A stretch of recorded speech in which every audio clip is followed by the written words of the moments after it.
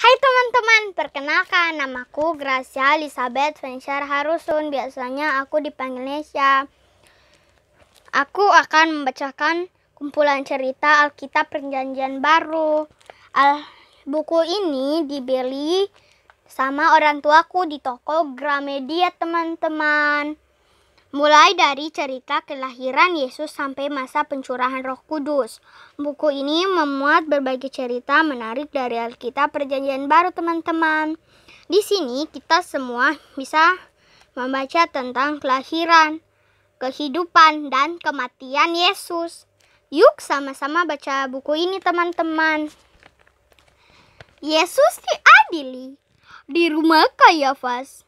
Yesus ditanya oleh Hanas, mantan imam besar, apa pendapat Yesus tentang Taurat? Mukjizat-mukjizat apa saja yang telah Yesus buat? Siapa Yesus sebenarnya? Yesus menolak menjawab dan diseret masuk ke ruang penuh petinggi Yahudi. Mereka sudah menyiapkan saksi-saksi yang mereka bayar untuk berbohong, menuduh Yesus mengatakan dan melakukan hal-hal yang bertentangan dengan Taurat.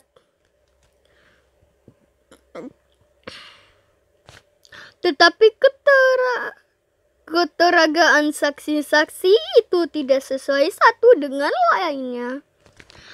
Akhirnya Kayafas mendesis, "Aku memerintahkan engkau untuk mengatakan pada kami dengan sebenar-benarnya. Apakah kau pikir kau ini anak Allah?" "Ya," jawab Yesus dengan tenang.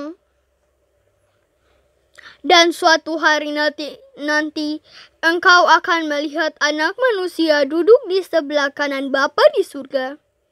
"Penghujat," seru Kayafas.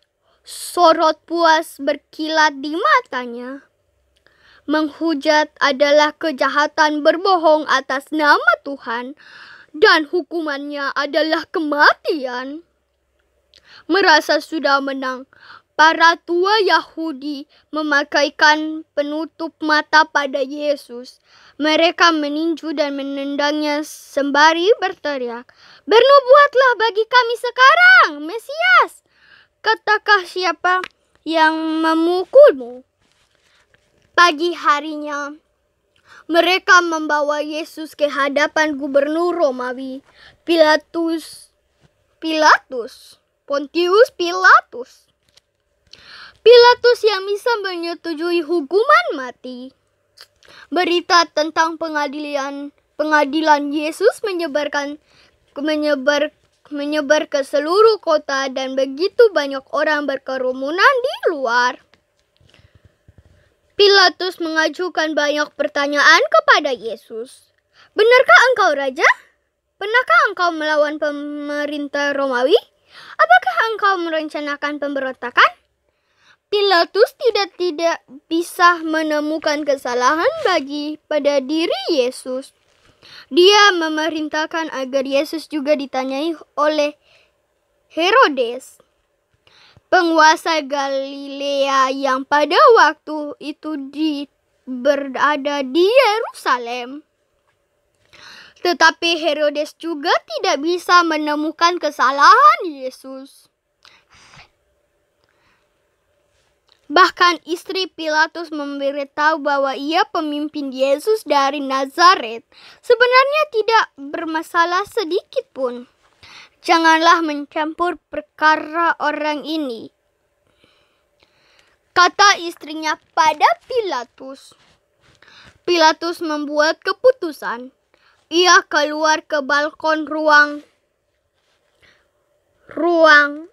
pengadilan dan berkata kepada kerumunan orang yang menunggunya, "Orang ini tidak melakukan kesalahan apapun yang layak untuk dijatuhkan hukuman mati.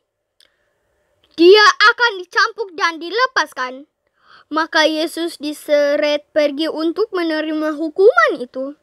Sementara itu, para tua-tua Yahudi menyusup di antara kerumunan itu. mengaruhi orang-orang dengan mengatakan, Yesus bersalah karena telah menghujat Tuhan. Saat Pilatus berbalik untuk kembali ke ruang pengadilan, orang banyak berseru, "Salibkan dia! Salibkan dia! Salibkan Yesus dari Nazaret!" Gubernur Romawi itu bingung. Ia tidak tahu harus berbuat apa. Tiba-tiba ia mendapatkan ide. Pilatus ingat bahwa hari itu sudah adalah hari raya Paskah.